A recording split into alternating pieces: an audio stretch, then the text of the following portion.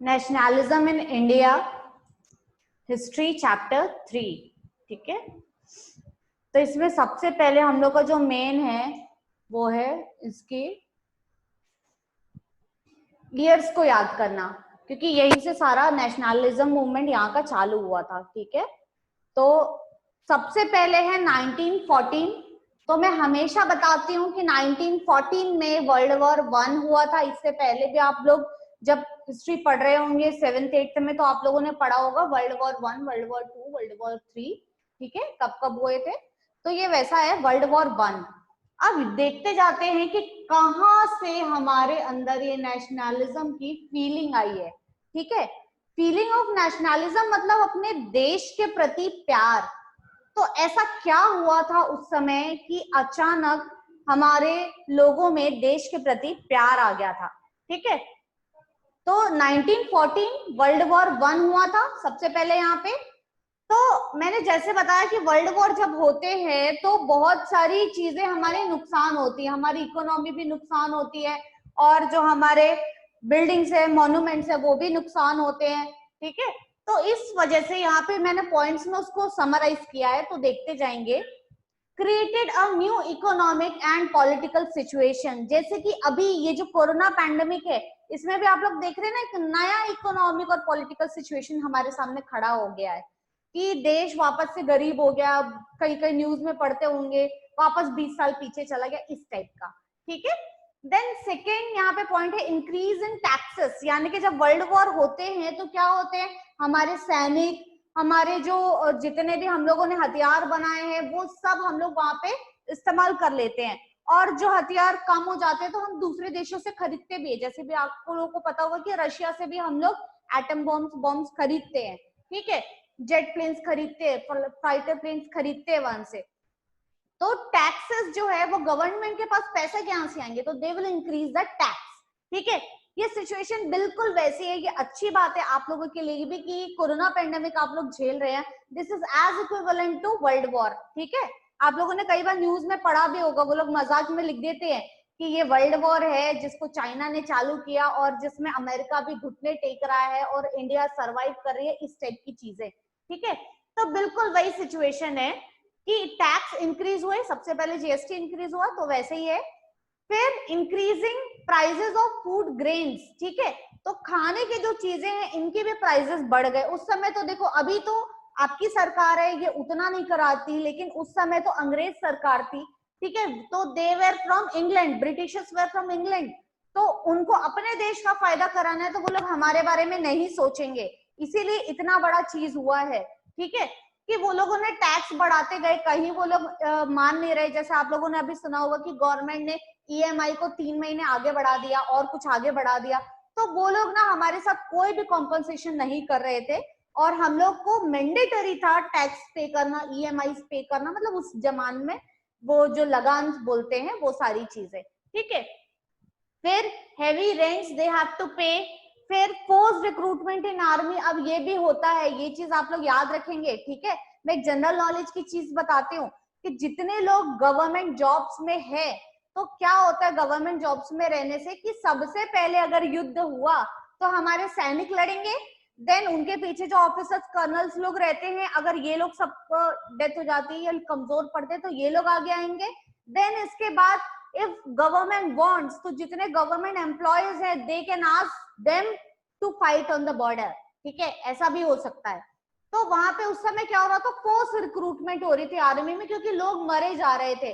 तो वो लोग फार्म से जो अच्छे अट्टे कट्टे लोग हैं, जो यंग लोग हैं, वो उन लोगों को उठा के ले जा रहे थे और फोर्स में भर्ती कर दे रहे थे। ठीक है, फिर अब इसके बाद भी क्या हो रहा था, Indian industries have faces heavy losses, क्योंकि टैक्स वैक्स बढ़ रहा है लेकिन ये लोग लगान माफी नहीं कर रहे, तो हम लोगों के ऊपर लॉस भी बहुत हो रहा था।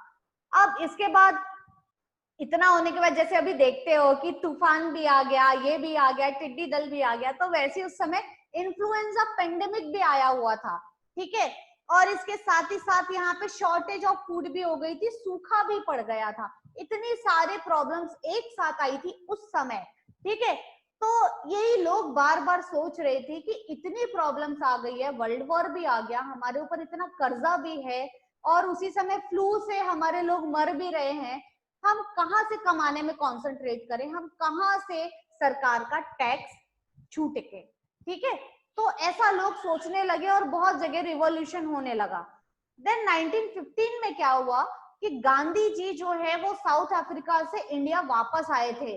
तो वापस आए थे इतनी बड़ी बात नहीं है, पर क्यों बड़ी बात है, बिकॉज वो वहां पे एक हीरोइक फाइट लड़के आए थे, वहां पे वो एक लड़ाई लड़के आए थे। जैसे कि मैंने बताया था आपको लास्ट क्लास में भी कि क्या हुआ था, उनके पास टिकट थी और वो साउथ अफ्रीका में एक ट्रेन से ट्रैवल कर रहे थे, उसके बावजूद उनको ट्रेन से धक्के मार के निकाल दिया गया था, बिकॉज दे वर सेइंग कि you are black and you are not allowed to sit in this train, ठीक है। ये बड़े लोग का ट्रेन है, रईस लोग का ट्रेन है, व्हाइट पीपल्स का ट्रेन है, ठीक है। तो उस समय गांधी जी जो है रेसिज्म के खिलाफ उन्होंने बहुत बड़ा वहां पे मोर्चा अपनाया था। एक तो वैसे भी लॉ की पढ़ाई कर रहे थे तो उनको लॉज बहुत अच्छे से आते थे, ठीक है। तो उन्होंने इंडियंस को लेके साउथ अफ्रीका में बहुत बड़ा मूवमेंट किया था, इसलिए सब लोग गांधी जी को इंडिया में जानते थे कि ऐसा कोई हमारे देश का है जो साउथ अफ्रीका में लड़ रहा है इंडियंस के लिए। देन 1916 में क्या हुआ कि लोग उनको बुला के कि सर आपने तो विदेश में रह के अंग्रेजों से लड़ा है, तो अपने देश में आप अंग्रेजों से लड़िए, इसलिए लोग उनको they used to invite Gandhi ji for their movements, to join his movements, ठीक है। तो 1916 में सबसे पहला सत्याग्रह उन्होंने इंडिया में किया था, कहाँ पे, चंपारण डिस्ट्रिक्ट इन बिहार में, ठीक है। किस चीज को लेके मूवमेंट हुआ था, अगेंस्ट ऑपरेसिव इंडिगो प्लांटर्स। मैंने पहले भी बताया कि जो इंडिगो जो नील है वो जब उगाते हैं जमीन में तो उसकी रूट्स बहुत डीप चली जाती है, जिसके कारण जब उसको निकालते हैं तो वो जो लैंड है वो बैरन हो जाता है, ठीक है, जिसके कारण फार्मर्स जो है वो 2-3 साल तक खेती नहीं कर पाएगा। बट यहाँ पे तो उसको लगान चुकाना है ना, तो उसको ऐसा चाहिए कि हर 2 महीने में फसल उग जाए। जैसे मैंने आपको क्रॉप्स के बारे में बताया, ऑल्टरनेट क्रॉप्स हम लोग ग्रो करते हैं, एक बार राबी, एक बार खारिफ, एक बार समर सीजन में, एक बार विंटर सीजन में, एक बार रेनी में। तो 3 क्रॉप अगर एक साल में उगा लेगा तो जल्दी पे कर पाएगा ना, पर इंडिगो के कारण तो वो 2 साल, अगले 2 साल नहीं उगा सकता। तो इसीलिए वहां पे उन लोगों ने मूवमेंट लिया था। देन 1916 में क्या हुआ, जब वहां पे 1915 वाला उनका पहला वाला जो मूवमेंट है वो सफल रहा, सक्सेस रहा। देन 1916 में उनको 1917 में उनको बुलाए थे खेड़ा डिस्ट्रिक्ट इन गुजरात के, कहाँ पे, वहां पे क्या हो रहा था कि शॉर्टेज ऑफ फूड हो रहा था ड्यू टू क्रॉप फेलियर। मतलब एक तो वैसे भी बारिश नहीं हुई, ऊपर से क्रॉप फेलियर हो गया। अब क्रॉप फेलियर के कारण उन लोगों को बेचारे के पास खुद के खाने के लिए नहीं है, तो कहाँ से बेच के जो है सरकार का रेंट चुकाएंगे वो लोग। तो इसीलिए वहां पे देखो नीचे लिखा है कि Gandhi ji advise the peasants यानी कि फार्मर्स कि not to pay the revenue till their demands are fulfilled. जब तक उनका डिमांड फुलफिल नहीं हो जाता कि भैया पेंडेमिक है, हम कहाँ से क्रॉप उगाएंगे, हम कहाँ से आपका कर्जा चुकाएंगे, तो आप लोग कोई रेवेन्यू पे मत कीजिए, कुछ पे मत कीजिए। ऐसा उन्होंने वैसे भी सरकार से भी रिक्वेस्ट किया था कि इनका रेवेन्यू जो है वो माफ कर दीजिए, जैसे अभी हो रहा है आप लोगों का ईएमआई 3 महीने आगे बढ़ रहा है इस टाइप से, ठीक है। देन नेक्स्ट 1918, अब ये वाला मूवमेंट भी उनका सही रहा। देन अगला मूवमेंट भी 1918 में हुआ था अहमदाबाद में। तो वहां पे क्या हुआ था, कॉटन मिल वर्कर्स और ओनर्स के बीच में झगड़ा हो गया था। तो वहां पे भी वो जो ओनर्स हैं वो चाहते थे कि आप रेंट नहीं चुका सकते तो चलिए फ्री में काम कीजिए, आपका पेमेंट हम लोग एज अ आपका रेवेन्यू ले लेंगे, ठीक है, कि जितना भी आप कमाते हो वो एज अ रेवेन्यू होगा, तो आपको 2 महीने नहीं मिलेगा पेमेंट, ठीक है। तो उस टाइप से वहां पे हो रहा था। तो वहां पे भी गांधी जी ने जो है दोनों की झगड़े को शांत किया था कि चलो ठीक है यार आप कुछ तो दे दीजिए, और उसके बाद उन्होंने 35% इंक्रीमेंट भी किया था उनके वेजेस में, ठीक है। तो ऐसे करते करते 1918 तक सारा ईयर निकल गया। ये सब जो है सत्याग्रह हो रहा था। अब उसी बीच में एक रॉवलट एक्ट आया 1919। अभी देखेंगे हम लोग कंटिन्यूअस चल रहे हैं, 1914, 15, 16, 17, 18, नाउ 1919। ये ईयर बहुत इंपॉर्टेंट है, ठीक है। क्यों हम लोग देख रहे हैं, आप इसमें देख सकते हो कि बहुत सारी चीजें मैंने हाईलाइट की है। क्यों, देखते हैं। हाईलाइटेड चीजें आपको याद रखनी है हमेशा। तो Rowlatt act 1919 was pass through the imperial legislative council. उस समय जो काउंसिल थी, जैसे आप लोग पढ़ते हैं लेजिस्लेटिव काउंसिल, तो वैसा ही एक है इंपीरियल, क्योंकि ये सब याद कीजिए ये सब ब्रिटिशर्स के जमाने में हो रहा है, ये इंडिया का कुछ नहीं है, इसमें सब ब्रिटिशर्स है, इसलिए नाम भी ऐसे इंग्लिश इंग्लिश ही रहेंगे यहाँ पे, ठीक है। तो इंपीरियल लेजिस्लेटिव काउंसिल में ये जो रावलेट एक्ट है, एक्ट मतलब एक नियम होता है, एक कानून होता है, ये पास हुआ था in spite of the opposition of Indian members, जबकि इंडियन मेंबर्स ने यहाँ पे ऑपोज किया था कि ये एक्ट मत पास कीजिए। अब इस एक्ट में क्या हुआ था मैं आपको बताती हूँ कि इस एक्ट में britishers were given enormous power, britishers को बहुत सारे पावर दिए गए थे। According to that they can imprison anyone and without trial for the next 2 years, मतलब किसी को भी जेल में डाल सकते हैं वो लोग, और उसके बावजूद मतलब उनका ट्रायल नहीं होगा। ट्रायल मतलब जब आप कोर्ट में आते हैं, आपका एक पक्ष रखता है, आपका जो क्या बोलते हैं, आपका जो वकील है वो, और सामने वाला एक पक्ष रखता है, तो वो आने ही नहीं देंगे, तो आप अपनी बेगुनाही कैसे साबित करेंगे, ठीक है। तो यहाँ पे क्या हुआ था, according to this act the political prisoners could be detained in prison for 2 years without any trials, ठीक है। Then Gandhi ji tried to oppose it with satyagraha. अब गांधी जी ने, ये कब हुआ था, रावलेट एक्ट 1919 में जब भी पास हुआ हो, 6 अप्रैल को गांधी जी ने बोला कि नहीं, हमको इसके खिलाफ आंदोलन करना चाहिए, क्योंकि जो पॉलिटिकल हमारे जो बड़े बड़े लीडर्स हैं उस समय, वो लोग सबको जेल हो जाती, ठीक है, जितने भी लोग गांधी जी को सपोर्ट कर रहे थे। तो उसके बाद उन्होंने क्या हुआ, 6 अप्रैल को वो चाह रहे थे कि यहाँ पे ये जो है ये बंद हो जाए। फिर उसके बाद सत्याग्रह चालू हो गया। सत्याग्रह मीन्स हड़ताल, लोग खा पी नहीं रहे थे और अपना जॉब छोड़ के वहां पे बैठ जा रहे थे, ठीक है। तो ये नेशन वाइड सत्याग्रह हुआ था, पूरी की पूरी इंडिया इसमें इन्वॉल्व थी, ठीक है। Then on 10th April, date wise देखते जाएंगे, 10th April, the police in Amritsar fired upon a peaceful processions. It provoked widespread attacks on banks, post office and railway station. क्या हुआ था कि लोग ऐसा हड़ताल में बैठते हैं, आप लोगों ने सुना होगा दिल्ली में जब भी कोई केस होता है तो लोग वहां पे हड़ताल में चले जाते हैं, और they used to sit in front of the legislative assembly, सारे असेंबलीज के बीच में वो लोग बैठ जाते हैं, ठीक है, ताकि ज्यादा से ज्यादा नेता लोग उनको देखें और उनकी बात आगे पहुंचाएं। तो उस समय जब ऐसे बैठे तो पुलिस क्या करती है जनरली कि उनपे आंसू गैस बरसाती है, उनके ऊपर पानी डालती है, लाठी चार्ज करती है। तो ये तो अपनी पुलिस है कि उनके ऊपर पानी डालती है, आंसू गैस बरसाती है, पर ये तो ब्रिटिशर्स थे, they were already rude about we Indians. तो वो लोगों ने क्या किया, पीसफुल क्राउड को मारना चालू किया, लाठी चार्ज हुआ समझ लीजिए, ठीक है। अब भैया हम तो शांति से बैठ के सत्याग्रह कर रहे थे क्योंकि गांधी जी ने बोला है, पर उन लोगों ने तो हम पे अटैक कर दिया। तो ये क्या हुआ कि वो लोग प्रोवोक हो गए, उनको उकसा दिया गया, और वो लोगों ने क्या किया, आपने हम पे अटैक किया, हम भी आप पे अटैक करेंगे। तो what they did, they attack on banks, post offices and railway stations. अब इसके कारण क्या हुआ, जब ऐसा लड़ाई झगड़ा चालू हो जाता है तो क्या होता है कि पुलिस आ जाती है, आर्मी आ जाती है। तो वैसे यहाँ पे भी आर्मी आ गई और मार्शल लॉ लग गया। मार्शल लॉ यानी मिलिट्री लॉ। तो जब मिलिट्री लॉ लगता है तो बाकी कोई भी लॉ स्टेट का काम नहीं करता। मिलिट्री का अपना एक अंदाज होता है किसी भी प्रॉब्लम को सॉल्व करने का, ठीक है। वो लोग क्या करते हैं, उनके ऊपर डिपेंड करता है, वो लोग बहुत कठोर रहते हैं। वैसे भी आप लोगों ने सुना होगा कि जो मिलिट्री की ट्रेनिंग है बहुत टफ होती है, तो वैसे जो उनके लॉज होते हैं वो भी बहुत टफ होते हैं। तो वो लोगों ने बोल दिया कि मिलिट्री लॉ लगा देंगे, और ज्यादा लोगों की ग्रुपिंग होगी या ज्यादा मार धाड़ करेंगे उनको सीधा जेल डाल देंगे और शूट कर देंगे, ठीक है। तो उस समय मार्शल लॉ लग गया, और जैसे जो स्टेट में हमारे जो सीएम्स पीएम्स होते हैं ये सब हटा के वहां कौन आ गए, जनरल आ गए, यानी जो मिलिट्री हेड है अब उन्होंने सारा चार्ज ले लिया। ये सब मैं कब की बात कर रही हूँ, 10th अप्रैल की। देन नेक्स्ट यहाँ पे हुआ था 13th अप्रैल को जलियांवाला बाग मैसेकर हुआ था। तो अब इसमें क्या हुआ था कि large crowd gathered in the enclosed ground of Jallianwala Bagh in Amritsar Punjab, ठीक है। बहुत सारे लोग आए थे, कहाँ पे, एनक्लोज्ड ग्राउंड, यानी कि बंद है जो चारों तरफ से, ऐसा वाला कोई भी बाग देखा होगा ना आप लोगों ने, तो उस टाइप के जो पार्क्स होते हैं वहां पे वो लोग आए थे अमृतसर पंजाब में। प्लेस याद रखेंगे आप लोग, रावलेट एक्ट का ये मैप पॉइंटिंग में काम आएगा, ठीक है।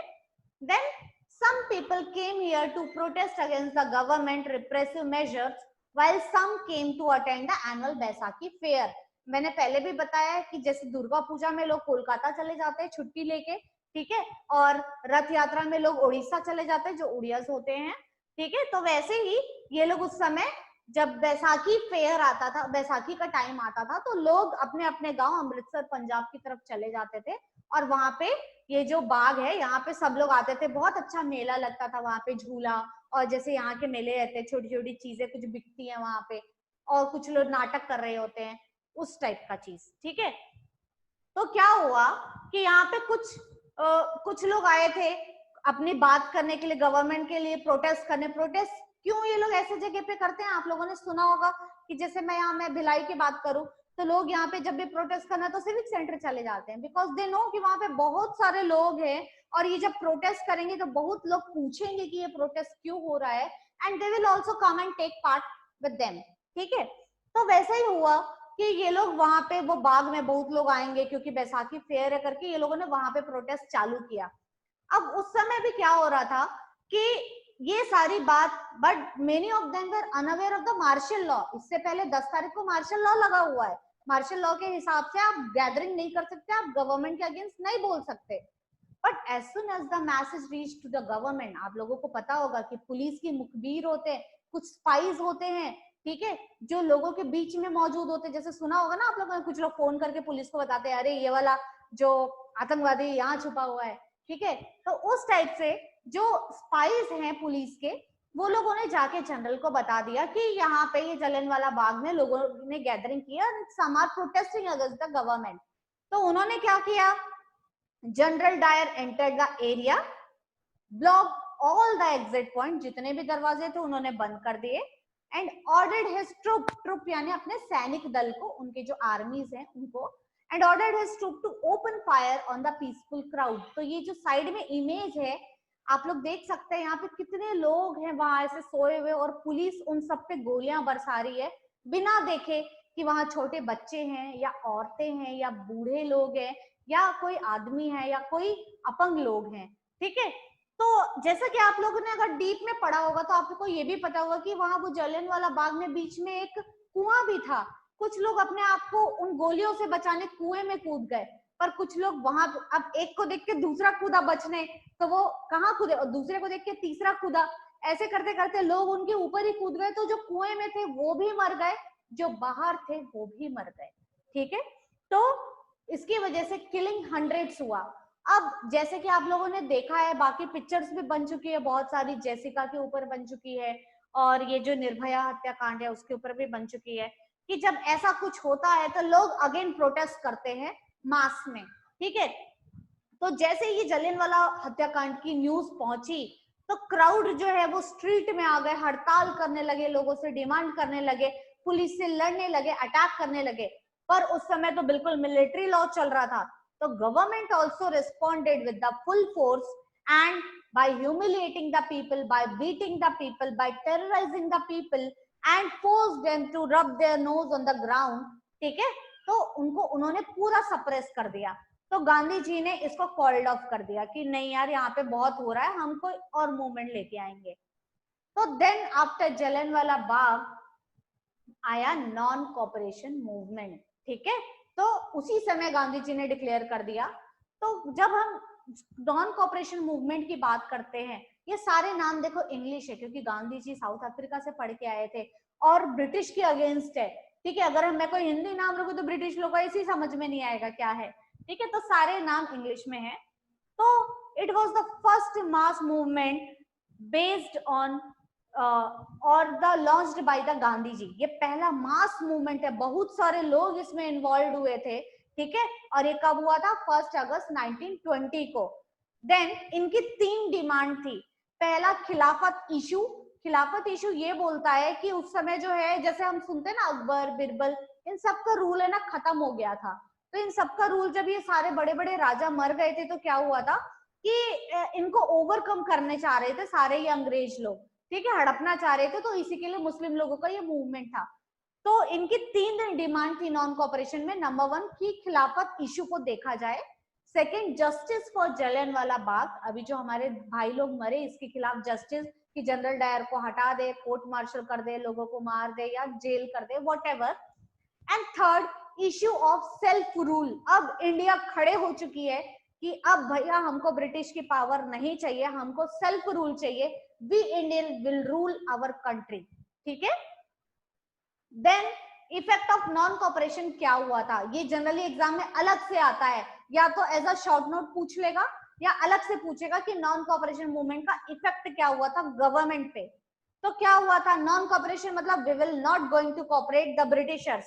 तो कैसे कॉपरेट नहीं करेंगे, उनके कपड़े नहीं पहनेंगे हम लोग, ठीक है। तो सारे विदेशी चीजों का बॉयकॉट होगा, जैसे अभी चाइना की चीजों का बॉयकॉट कर रहे हैं हम लोग, तो they will boycott all the foreign things, all the foreign clothes, generally उस समय clothes ही थे, and they looted the liquor shop, यानी कि जो अंग्रेजी दारू की दुकान होती है वो उन्होंने पूरी लूट ली, ठीक है। और क्या किया उन्होंने उनको और हार्म करने के लिए, कि क्लॉथ्स को बर्न कर दिया, ठीक है। ये देखो यहाँ जो साइड में फोटो है इसमें दिख रहा है कि कैसे लोगों ने यहाँ पे भीड़ लगा के सारे क्लोथ्स को बर्न किया है, और वो जो हाथ में उनके दिख रहा है वो सब ये नॉन कॉपरेशन के लिए है, ठीक है। देन बहुत सारे in many areas the traders and merchants refuse to trade in foreign goods and sometimes even they refuse to finance the foreign trade। तो जैसे अभी हम लोग कर रहे हैं कि चाइना की चीज ना खरीदेंगे ना बेचेंगे, वैसे ही यहाँ पे हो रहा है कि they will not purchase the foreign good, either they will not sell the foreign goods। वो लोग कोई भी बाहर की चीजें नहीं करेंगे, अपने देश को स्ट्रॉन्ग बनाएंगे, स्वदेशी मूवमेंट यहाँ पे चालू होगा। तो यहाँ देखो एक नीचे फोटो में ये स्वदेशी क्लॉथ बुन रही है, तो इसीलिए इसका ये भी हुआ था कि जो इंडियन में जो हैंडलूम्स, पता है हाथ से बुनी हुई चीजें, हाथ की चीजें हैंडलूम्स, तो हैंडलूम और इंडियन की जो मील्स है, कपड़े की जो मील है, ये बहुत अच्छे प्रॉफिट में थी उस समय, ठीक है। फिर क्या हुआ था, टू मुस्लिम लीडर्स, जनरली ये क्वेश्चन आते हैं या तो मल्टीपल चॉइस में आएगा, कौन से दो मुस्लिम लीडर्स इसमें इन्वॉल्व थे नॉन कॉपरेशन मूवमेंट में, तो ये थे मोहम्मद अली एंड शौकत अली, ठीक है। तो they discussed about united mass movements of Hindus and Muslims. तो इसमें क्या हुआ था, एक्चुअली 1 अगस्त को ये चालू हुआ था, पर ये जो मोहम्मद अली शौकत अली है ना, ये लोग पहले से खिलाफत मूवमेंट चला रहे थे, तो इनको भी समझ में आया कि यार गांधी जी बहुत फेमस है, चलिए इनसे बात करते हैं, ये थोड़े बड़े हैं पढ़े लिखे हैं, तो इनसे मिलेंगे तो मूवमेंट अच्छा बड़ा हो जाएगा। और ये लोग जब डिस्कस करने गांधी जी के पास आए तो गांधी जी को भी लगा कि हाँ ये अच्छा टाइम है कि हिंदू मुस्लिम लोगों को एक ही छत के नीचे, एक ही अम्ब्रेला के, मतलब इंग्लिश में जब वर्ड्स देखते हैं हम लोग तो अंडर वन अम्ब्रेला यहाँ पे लिखा हुआ है, तो पहली बार ऐसा मूवमेंट जिसमें ये दोनों को मिलाएं हम लोग, तो ये ज्यादा इफेक्टिव रहेगा करके इन्होंने चालू किया, ठीक है। तो देखा जाए तो 1 अगस्त को ये चालू हुआ था, पर ये जो शौकत अली मोहम्मद अली है, इनके साथ हम लोग, आपको याद है मैं इंडियन नेशनल कांग्रेस का सेशन पढ़ाई थी, तो 1920 याद करो, 1920 में 2 सेशन हुए थे, एक हुआ था कैलकाटा में और एक हुआ था नागपुर में। तो ये जो इंडियन नेशनल का कांग्रेस का जो सेशन हो रहा था, उसमें गांधी जी ने बोला था कि हमारे पास मुस्लिम लीडर्स भी आए हैं, they also want to cooperate and want a joint movement of non cooperation. तो वहां पे उन लोगों ने हाँ बोल दिया। तो ये मूवमेंट इनके आने के बाद अगेन मिल के, खिलाफत मतलब उर्दू वर्ड है, खिलाफ यानी कि अगेंस्ट जाना, तो ये दोनों को मिला के उन्होंने नॉन कोऑपरेशन वर्ड दे दिया, ठीक है। तो अगर खिलाफत मूवमेंट आएगा तो भी आप चाहें तो ये लिख सकते हैं, पर ये डेट 1 अगस्त नहीं लिखेंगे। खिलाफत मूवमेंट हुआ था इंडियन नेशनल कांग्रेस के बाद, यानी कि आप इसको चाहें तो दिसंबर 1920 के बाद लिख सकते हैं, ठीक है। अब इसके बाद क्या हुआ कि जब ये मूवमेंट चल रहा था तो गांधी जी ने अचानक इसको विड्रॉ कर दिया। तो एग्जाम में हमेशा ये क्वेश्चन आता है, इसलिए मैंने यहाँ पे हाईलाइट भी किया हुआ है कि why Gandhi ji withdraw the non cooperation movement. Gandhi ji decided to withdraw the non cooperation movement because it turn into a violent action. उनका जो सत्याग्रह है, जो वो शांति से पीस से चलते हैं, वो वायलेंट हो गया था। क्या हुआ था कि पुलिस तो वैसे भी मार रही थी, अभी हमने ऊपर देखा जलियांवाला बाग में भी, ठीक है। तो जब पुलिस मार रही थी तो बदले में हम लोग अटैक कर रहे थे, but this time we Indians, इन्होंने क्या किया कि चौरा चौरी उत्तर प्रदेश, मैंने प्लेस को मार्क किया है क्योंकि ये मैप में आता है कि नॉन कॉपरेशन के विथड्रॉल से रिलेटेड कौन सा प्लेस रेस्पॉन्सिबल है, तो चौरी चौरा कहाँ है, उत्तर प्रदेश में, ठीक है, इन ईयर 1922। क्या हुआ था कि पुलिस स्टेशन में सेट ऑन फायर, उन्होंने पुलिस स्टेशन को आग लगा दी, जिसमें 22 से 23 पुलिस ऑफिसर्स मर गए, ठीक है, दे बर्न्ट अलाइव, जिंदा जला दिए गए। तो जिसके कारण गांधी जी ने इसको बंद कर दिया, क्योंकि वो वायलेंस किसी भी कॉस्ट में नहीं चाहते थे। तो ये नॉन कोऑपरेशन मूवमेंट यहाँ पे बंद हो गया, ठीक है। ये फोटो में देखिए, आप लोग नीचे देख सकते हैं कैसे लोग खड़े और अंदर से पुलिस ऑफिसर्स आ रहे। हालांकि ये किसी मूवी का है, ठीक है, ये उस समय का नहीं है। अगर उस समय की फोटो होती तो श्योरली ब्लैक एंड व्हाइट होती, ठीक है। तो ये चौरी चौरा इंसिडेंट उत्तर प्रदेश, यहां तक हुआ था नॉन कोऑपरेशन मूवमेंट।